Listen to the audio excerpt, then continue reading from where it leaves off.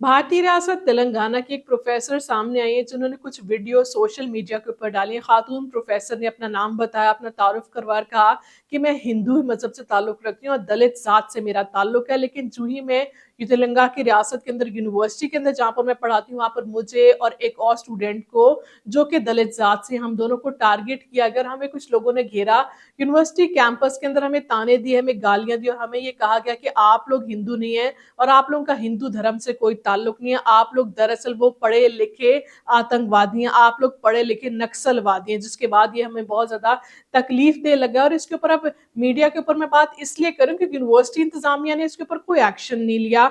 अफसोस कि भारत के अंदर इतनी पस्ती है, इतनी पस्त सोच है, इतनी जहालत है कि हिंदू मजहब के अंदर, हिंदू धर्म के अंदर जो चार जाति है, जिसके अंदर सबसे बड़ी जात ब्राह्मण होती है और सबसे निचली जात दलित होती है। तो जात तो वो दलित हैं ही, उनको छोटे काम दिए जाते हैं। लेकिन अगर एक खातून पढ़ लिख गई और अपने माशरे की, अपनी सोसाइटी की, अपनी कम्युनिटी की वेलफेयर के लिए उसने तरक्की हासिल की और वो पढ़ लिख कर एक मकाम तक पहुंची, यूनिवर्सिटी के मकाम के ऊपर पहुंच गई है, प्रोफेसर के ओहदे के, असिस्टेंट प्रोफेसर है खातून, जिन्होंने अपनी वीडियो डाली और कहा कि मैं दलित हूं और उस दलित होने के बावजूद मैं हिंदू भी हूं। लेकिन मुझे हिंदू लोग जो है वो मान नहीं रहे, वो कह रहे हैं कि आपका हमारे मजहब से, हमारे माशरे से कोई ताल्लुक नहीं, आप लोग दरअसल वो नक्सलवादी हैं। भारत के अंदर नक्सलवादी वो लोग होते हैं जिनके कबायली तनाजात एक अरसे से चल रहे हैं, कई सदियों से भारत के अंदर मुकीम तो है नक्सलवादी, लेकिन उनका किसी मजहब से, किसी माशरे से ताल्लुक नहीं। अफसोस के दलित जात के हिंदुओं के साथ भी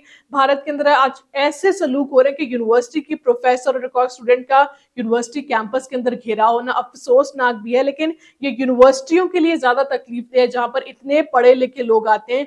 यूनिवर्सिटी कैंपस के अंदर तो कोई अनपढ़ शख्स घुस भी नहीं सकता, जाहिर सी बात है वो पढ़ा लिखा शख्स ही या खातून ही वहां पर उस मनसब के ऊपर पहुंचती है। अगर उनको वहां पर पहुंच के भी इतनी तकलीफ है तो भारत के लिए, पूरे भारत के लिए ये शर्म का मकाम है।